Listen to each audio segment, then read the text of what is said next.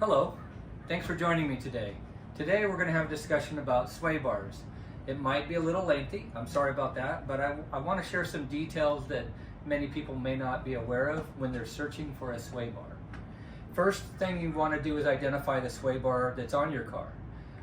All cars that are made in the US or sold in the US have a front sway bar that I'm aware of. I don't know of any that don't come with a front sway bar. These are front sway bars. Some cars, we'll talk about that a little bit later, don't have a sway bar. So these sway bars are all off the LX and LXC chassis. That would be the Chrysler 300, Dodge Magnum, Dodge Charger, and what's sitting right here next to my right is a Challenger. These are different sway bars that come on different models.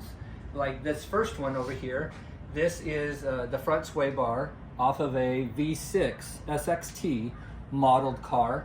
If you have the V6, it's likely that you have this front sway bar on it. And a lot of people measure a front sway bar.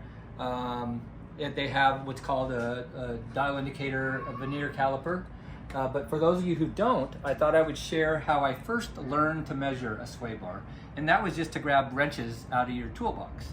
So you can take a wrench, this is a 1-inch wrench, you can put it over the sway bar, and when you measure a sway bar, you're measuring from where the bushings ride on the sway bar. So if the bushings are off, you can just stick it right there. If they're not, then you put it right next to them. And you can use this. This is a 1-inch, and I have some wiggle to it. So that tells me that this sway bar is slightly under 1 inch. Back in the day when we used inches, we might call this maybe a 15/16 sway bar. But today's we use millimeters when we're ordering sway bars. So this sway bar measured out to a, what does that say? 24 plus. Okay, 24 plus. I say 24 plus because it's not quite a 25 millimeter, and it's just over a 24 millimeter. It depends a little bit on where I measured the bar. It was kind of moving all over the place. So I went with the 24 plus.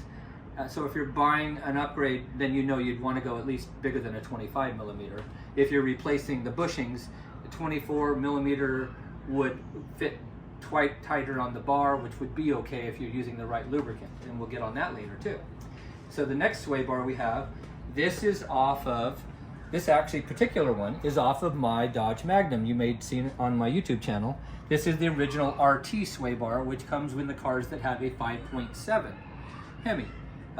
Every one I've ever worked on had this size sway bar on it. And this size is a, help me out. 27. Still 27 millimeter. Sorry about that. I didn't write the numbers big enough for myself to read. Again, we have an open-end wrench, and this is a 1 16th. And if I put it over this sway bar, it fits a little bit loose also. So we know it's just under 1/16. We know it's just over 1 inch because neither one, that a 1 inch doesn't fit, and a 1/16 fits loose. Okay, so that gives us a reference to the size of it if you don't have a way of measuring it in millimeters. Obviously, if you had millimeter wrenches this big, that would give you even better information. Moving on to this sway bar, this is an SRT8 6.1 sway bar. So it's even bigger. As you see, it is a 30 millimeter. And what I want to say about these three sway bars, you'll see that next to the numbers here, there's a letter that identifies these, and the S stands for solid. These three bars are a solid cold rolled steel sway bar. Lately, I'm not sure when they started this, but on the 6.4 Hemi cars, that would be like the Scat Pack, the SRT8, pretty much all of the performance LX and LXC cars that have the 6.4, they're going to have this big sway bar. This is a 32 millimeter, and it's hollow. These two sway bars here effectively work identical. There may be some people who argue the difference, but I worked for Quicker Suspension for 5 years under the engineer of Glenn Risberger, Glenn Risberger pretty much taught me all of the technical information about suspension. And what we learned about hollow versus solid is to get the same effect, you have to go bigger on a hollow bar to have the same effect of a solid bar.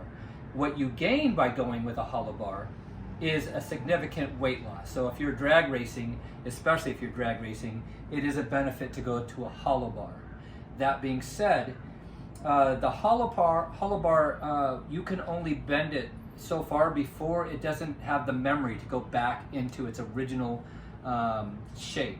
So what that means is if you're traveling on a rough road and you overextend the suspension, you could actually make the bar to where it doesn't go back to where the arms are exactly perpendicular to each other, where the solid bars can extend way further than a hollow bar. That is maybe not information on the internet, but it is testing that we did, and we discovered that. So this next bar is an aftermarket bar. This is from Eibach, and they offer a front sway bar, they offer front and rear sway bar kits, coil springs. I'm not a salesman for them, so you can go to the website and look what they have for you. But I do use a lot of Eibach. Some people pronounce it Ebach. But I use a lot of their products, and this is a front sway bar. And what I want to show you on this front sway bar is it's unique. It's unique in that it's adjustable. There are multiple holes here. Okay, these holes allow you to adjust effectively the length of this arm. And the length of this arm has to do with how quick it reacts for like handling purposes. So if this is a car where you are trying to improve the handling, you always start with the hole that it makes the arm the longest. And if you're not satisfied with that, the car doesn't handle quite as good as you want, then you would move it to the shorter arm hole. Some people have the experience to know which arm works, which hole works, I should say. Some people are building a track car, so they're going to start with it in the tightest setting, which is the shortest arm. The thing to remember, though, is the question is, okay, so can I buy just the front sway bar and put it on my car? You absolutely can. The question is, should you? I'm going to go with you should not on some circumstances. In some circumstances, it's perfectly acceptable. If you have this car with the wimpy little front sway bar, those cars did not come with a rear sway bar. So you would not want to jump from this bar to this bar without you adding a front sway bar. Matter of fact, Dodge started putting the front sway bars on as soon as they started putting the bars in the Hemi cars. So that would be this one, which is the second to the smallest bar. They started adding a rear sway bar. And then when they went to the like the SRT8 version cars, which is this bar, they added their rear sway bar to that. There's no significant difference between the two bars. But with the Scat Pack, they went to a little bit bigger bar than they were using on the other two that I talked about. So what I'm saying is, if you add this bar and you have any of these other bars, you should go ahead and upgrade the rear sway bar, because the reason you're putting this on is because you're wanting to improve the handling of the car. It'll affect the handling in cornering, it'll affect the handling in high-speed lane changes. The only negative part about going bigger on sway bars, and this is by experience and learning from an engineer, just the geometry and the effect on cars, is when you add a sway bar to a car, the ride quality does not change. You will never notice the ride quality being any different. The only thing you'll really notice is if you hit a harsh bump with only one tire, it will transfer that energy to the other side, and that will make it feel more harsh.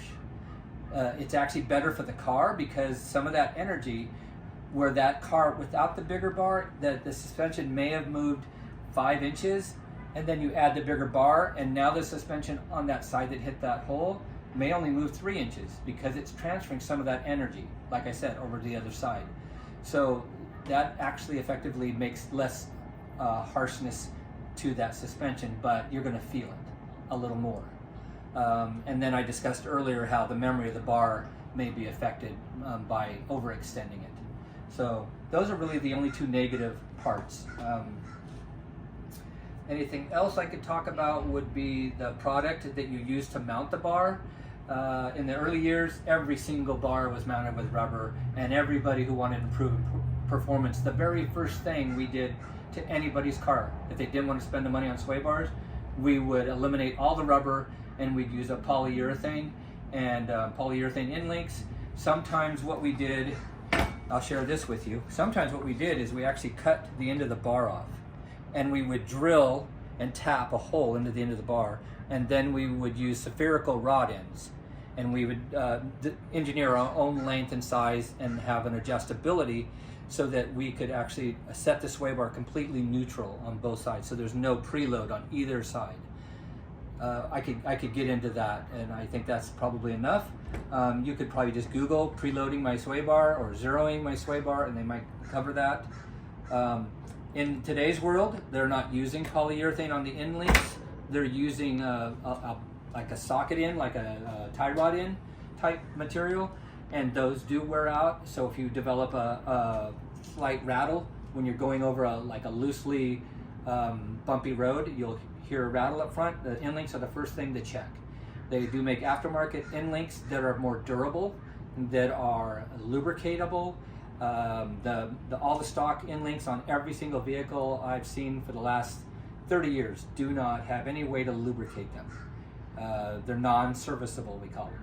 So you would want to shop for serviceable end links or heavy duty end links. And pretty much all the heavy duty ones will have a Zerk fitting so that you can lubricate them.